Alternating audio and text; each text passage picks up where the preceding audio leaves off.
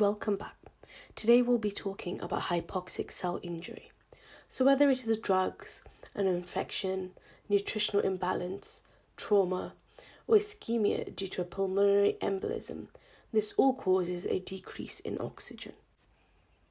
For a while, glycolysis will enable the cell to limp on for a while.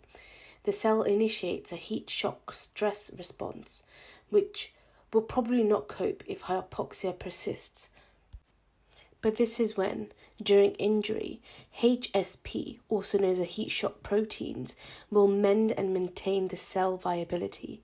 Most of them are known as chaperonins, and they will provide optimal conditions for denatured protein folding and prevent protein aggregation. And they also label misfolded proteins for degradation, such as the ubiquitin pathway.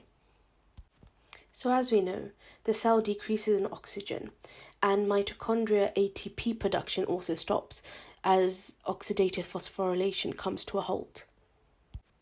As a result, the ATP-driven membrane ionic pumps also get run down, and as a result, sodium and water seep into the cell.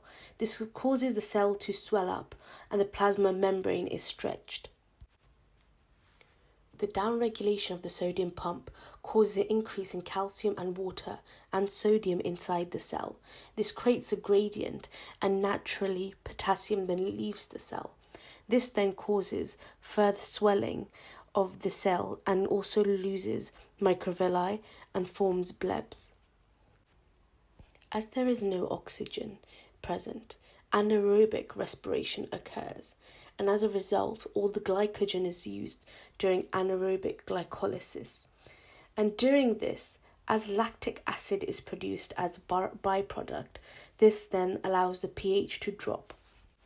And this then disintegrates and allows the nuclear chromatin to then clump up together. Lastly, with the decrease in ATP and the acidic nature due to the lactic acid, there is detachment of the ribosomes. Because there are no functioning ribosomes, the protein synthesis pathway also decreases, and as a result, because there's less protein being made, there's an accumulation of fatty acids and lipids. As I said earlier, there is an increase in calcium, and this activates cellular enzymes. Enzymes such as phospholipase, which then allow the degradation of the phospholipids in the bilayer, and also other activations such as protease enzymes, will then further disintegrate the membrane and cytoskeleton proteins.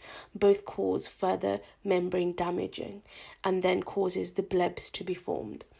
Other enzymes such as endonucleases are also affected, and they cause nuclear damage. And ATPase is also activated, which causes the ATP to be broken down, further decreasing ATP availability. As all the organelles are swelling and the cell becomes bigger and bigger, it then starts leaking out its cellular components.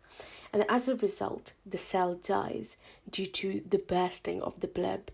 The body then detects this as a problem, and acute inflammation happens.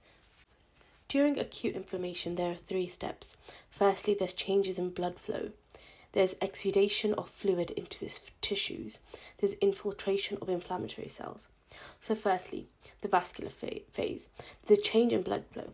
Firstly, there's transient vasoconstriction of arterioles, which then increases the blood flow. And as a result, you can see rubor and calor, which are hallmarks of inflammation, acute inflammation. This is then followed by vasodilation of arterioles and then vasodilation of the capillaries. This further increases blood flow. Then there is increase in vascular permeability. Exudation of protein-rich fluid is then goes into the tissues and then allows the slowing of circulation. There is slowing of circulation as the blood becomes more viscous. So you have a concentration of fluid leaving the blood vessel, and therefore the concentration of red blood cells then increases. And the high concentration of red blood cells allows the blood to be more viscous, and this then decreases the velocity of the blood flow. Secondly, the vascular permeability allows edema to occur. So this happens when the hydrostatic pressure is increased because of the arteriolar dilation, which I mentioned earlier, and the osmotic pressure is also decreased because of the increased venular permeability, which I mentioned earlier. And the combination of the hydrostatic pressure increasing and the decrease of osmotic pressure allows the net flow of protein-rich fluid, which is also known as an exudate, into the tissue. And because the water is now going into the tissues swell up, and that's what's known as edema. So the next stage is the immune cell stage. So as I mentioned earlier, the vascular stasis decreases, so the blood flow decreases, and this causes the natural floating neutrophils to line up along the endothelium, and this is known as margination.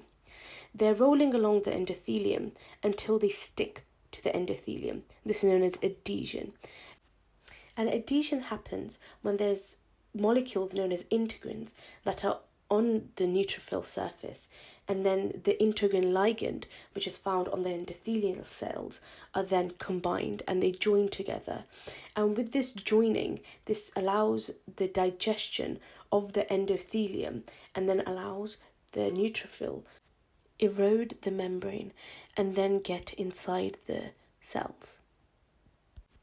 And once it's inside the cell, it can then kill the pathogen by using an oxygen dependent, where it releases free radicals to destroy the pathogen, or oxygen independent, where it releases enzymes to either create pores or to just release enzymes that can digest the pathogen.